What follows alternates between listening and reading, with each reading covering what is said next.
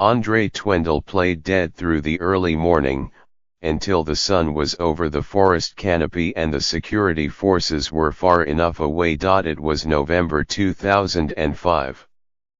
He was a law student at the University of Lubumbashi in the Democratic Republic of Congo, a massive country at the heart of sub-Saharan Africa, best known to Americans for its brutal war crimes and its wealth of minerals harvested for iPhones. President Joseph Kabila was running the nation in autocratic fashion, overseeing a perpetual state of regional and civil war, just as he is today. Mr. Twendell, young and politically minded, had helped lead a student protest against him. Mr. Twendell belonged to the Union for Social Democracy and Progress, a party known for its nonviolence. For this rally, he was head of security. That put him at the front of the line when, according to Mr. Twendell, Mr. Kabila's men arrived and began beating and arresting protesters. In jail, Mr. Twendell befriended one of the guards, and so when the students were marched into the forest and lined up to be executed, the guard made sure Mr. Twendell was last. The first 7 were killed. Then it was his turn. The guard pretended to shoot him. He fell and played dead. When the guards left, I tried to touch all of my friends there, Mr. Twendell remembered. My friends, they died in my presence, he said. It's a long time ago, but I have that image, I remember everything. I have that picture in my head. Mr. Twendell was 23 years old. A dozen years later, we sat next to each other on a park bench near the apartment in Elizabeth, NJ, that he shares with 2 other refugees from the Democratic Republic of Congo. It was an early spring afternoon, and a few joggers passed by, but he looked straight ahead as he told his story. So I start a new life, he said. And it was not easy. Elizabeth is an industrial city just across from Staten Island that has long been a critical portal for immigrants escaping persecution and searching for opportunity. Germans and Irish came in the 19th century, European Jews and then Cubans followed in the 20th. Since 2015, Elizabeth has settled 646 refugees, about half from Syria, and 95 from Congo. The city accepts more refugees than anywhere else in New Jersey. Chris Bolwage, the 7-term mayor, traces his own history back 202 years to German immigrants. The city of Elizabeth has been a melting pot, but it hasn't been a melting pot for the last 25 years. It's been a melting pot since the Constitution, Mr. Bolwage said. Its residents are said to come from about 50 countries and speak 37 languages. Mr. Twendell's journey: 11 years in a refugee camp, then one lucky application for a visa to the United States, roughly traces the experiences of the 3 million other refugees admitted into the country since 1975. But that path is now narrowing as President Trump enacts the most severe curtailment of America's refugee program in a generation. Last September, Mr. Trump set the annual cap for refugee admissions at 45,000, less than half of the amount that President Obama accepted and the lowest by any president since the Refugee Act of 1980. Mr. Twendell was fortunate to get to the U.S. before new refugee restrictions went into place. But he now lives with a greater burden. Lizette Lukoji, a woman he met and married in the refugee camp, is still stuck in southeastern Africa. As a teenager, Lizette Lukoji had a daughter, Laurette, with a boyfriend who went to war and never returned. She enrolled in school to become a seamstress, raising Laurette, and living at her uncle's house in Lubumbashi. That's where they came for her. She was 19. Ms. Lukoji told me her story as we sat side by side on another bench, this one in the main room of her home at the Julika refugee camp in Malawi, a landlocked sliver of a country that borders Tanzania, Mozambique, and Zambia. The walls were made of mud, sticks and plastic served as a roof, and an old sweatshirt was used as the doormat. It was around 6 or 7 p.m., Ms. Lukoji remembered, of the day she was arrested. I was preparing food in the kitchen. I saw people enter that weren't wearing uniforms. Whether they were militia or military or police, she doesn't know. She recalls her uncle was aligned with Paul Joseph Mukungubila, a professed Christian prophet and politician who had run against President Kabila in 2006.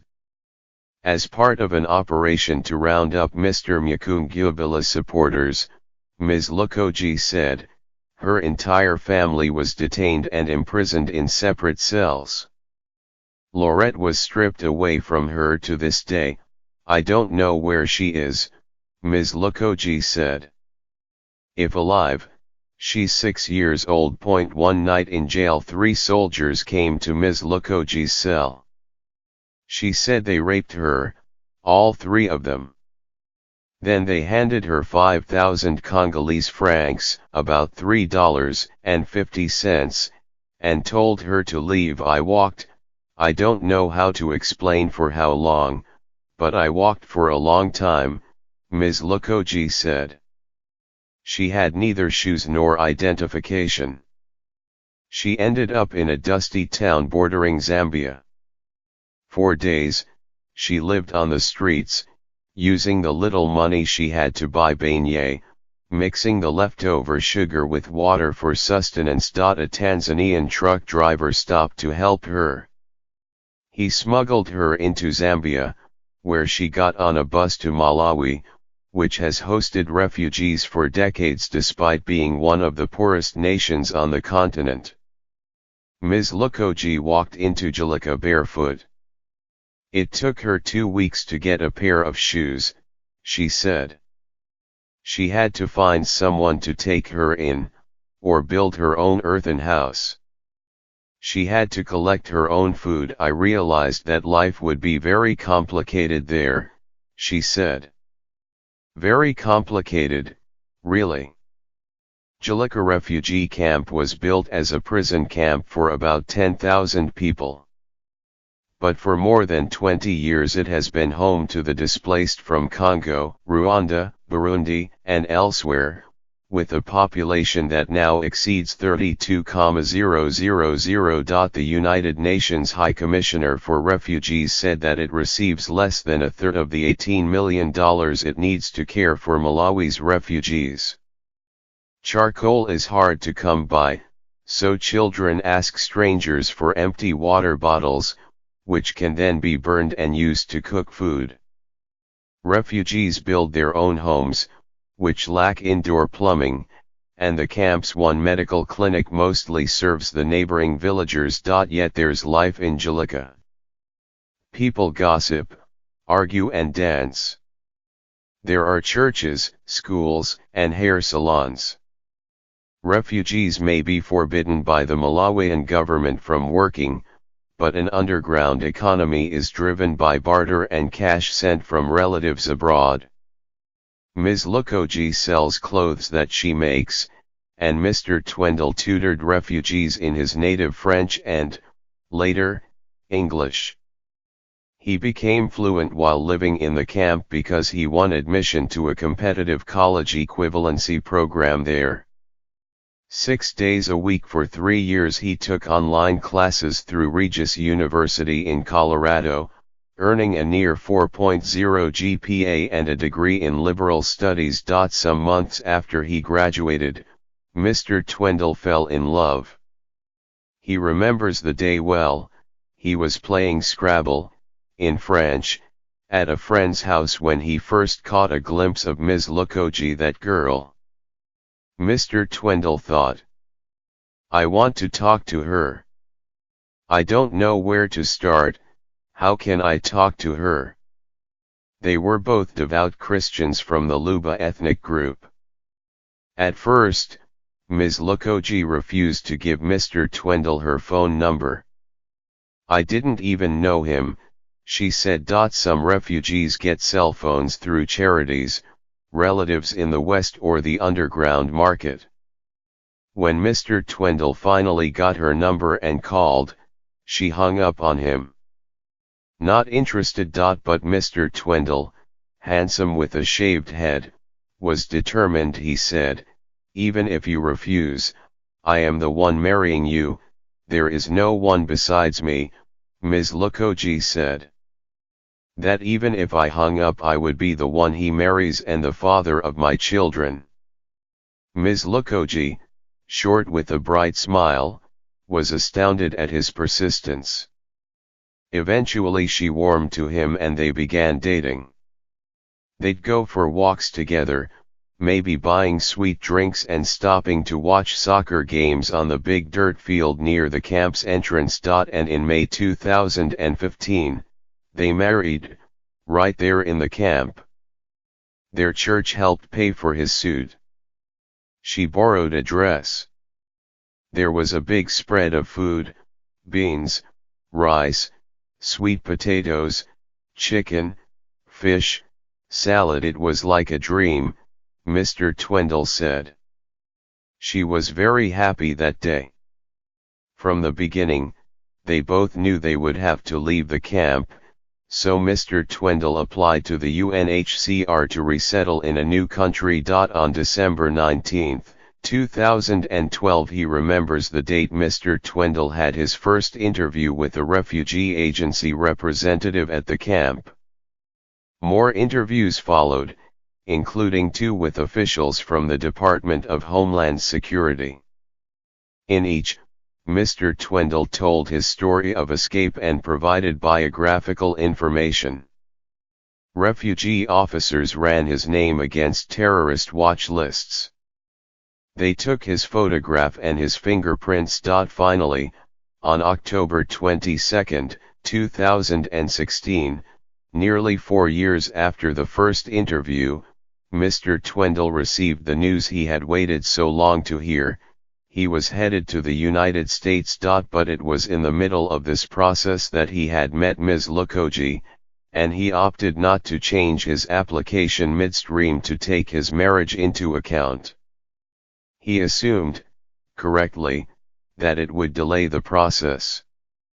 He also assumed, incorrectly, that she could join him in 6 months or so. "I was crying like a baby," said Mr. Twendel.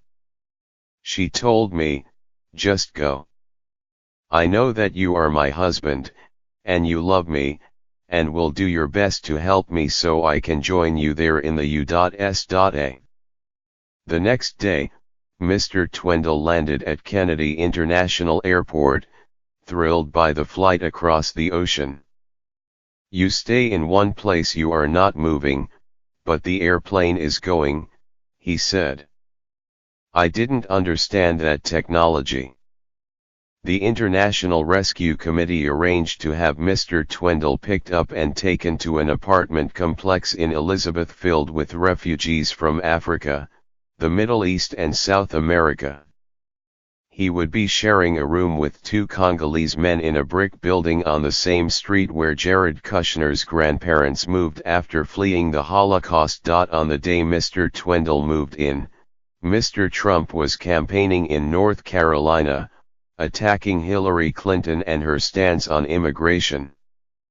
"She wants," in her words, "to have totally open borders, which would destroy America's middle class," Trump said. He called refugees Trojan horses.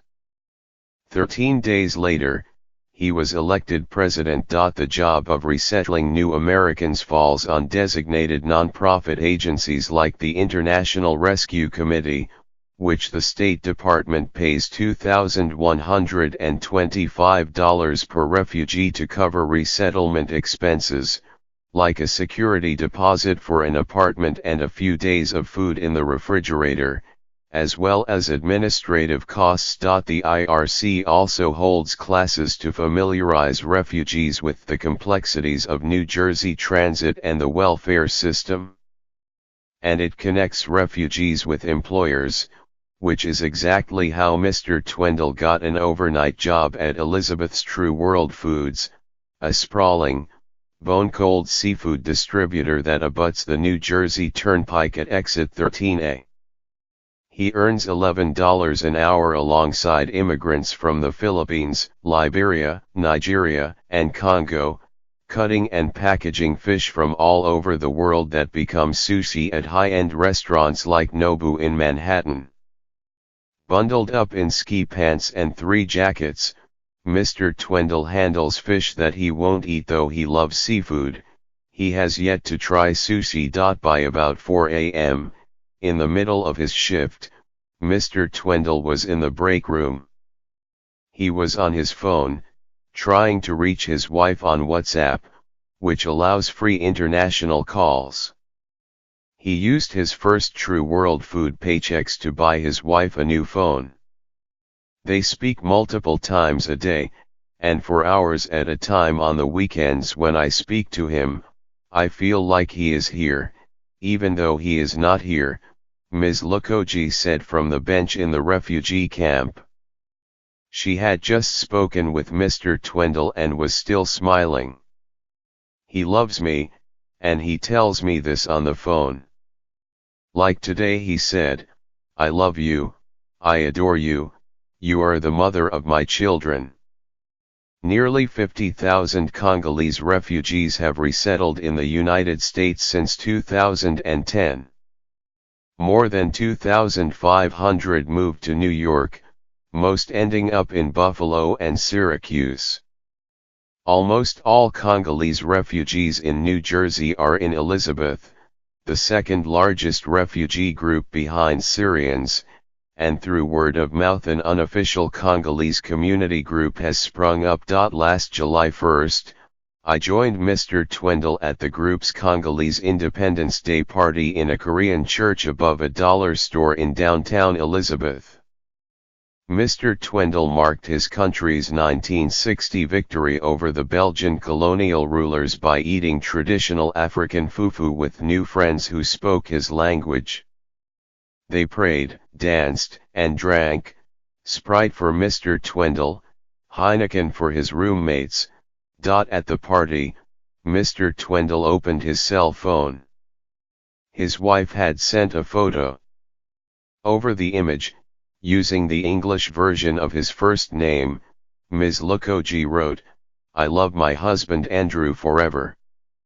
Elizabeth, with its Colombian bakeries and kosher restaurants, is a model for those who believe that the United States should be a haven during what is now considered the worst refugee crisis since World War II. There are more than 22 million people designated as refugees worldwide, with a notable spike in the last 5 years. But Elizabeth is also home to a privately run immigrant detention center, filled with people accused of overstaying their visas or smuggling themselves over the Mexican border. Elizabeth may be their last stop before deportation. And near the city's train station sits a garbage can that serves as a reminder of the risk of terrorist attacks by disaffected immigrants. In September 2016, a month before Mr. Twendall arrived, prosecutors say an Afghanistan-born man named Ahmed Khan Rahami stashed 6 pipe bombs in a garbage can. Mr. Rahami was a naturalized American citizen who lived above his father's first American fried chicken restaurant in Elizabeth. The Elizabeth bombs were found before they went off, but Mr. Rahami is now awaiting sentencing for the other explosives he planted that weekend that actually blew up in Manhattan's Chelsea neighborhood, injuring 31. Mr. Trump, who was the Republican nominee for president then, blamed the attacks on the United States' extremely open immigration system, which fails to properly vet and screen the individuals and families coming into our country. And yet since the current vetting system was put into place in 1980, no refugee has committed a deadly terrorist attack on American soil. Mr.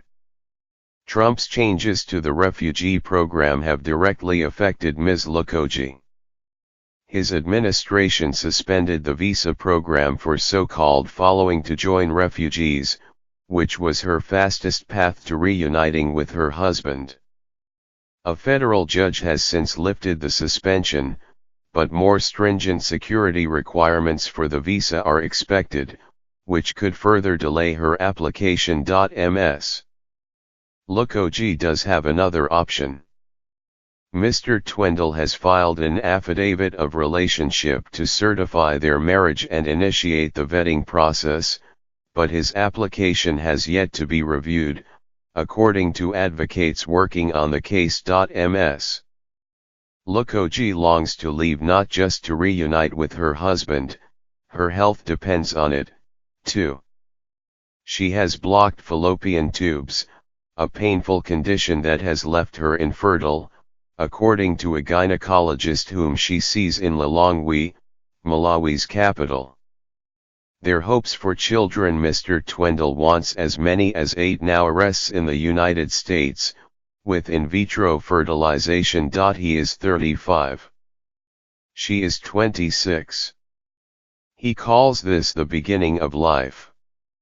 One day in his apartment, Mr. Twendall expressed confidence, as he often does, in the future. I know that one day I will be with myself, my wife, my family comfortable, he said. Not long after, his phone buzzed. The name popped up, Manchuri, my sweetheart.